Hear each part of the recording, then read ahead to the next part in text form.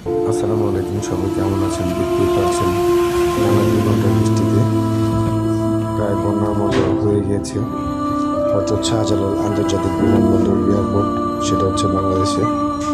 সবাই একটু ভিডিওটা শেয়ার করে দিবেন।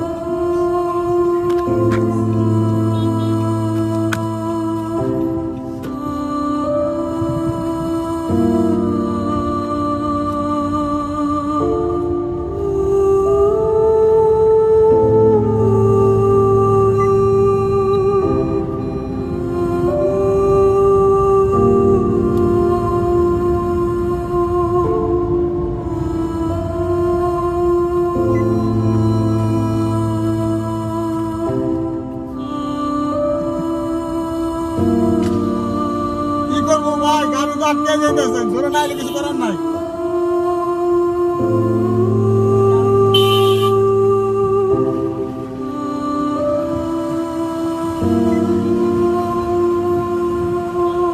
বামে চাপান, বামে ঠিক আছে, বামে যান।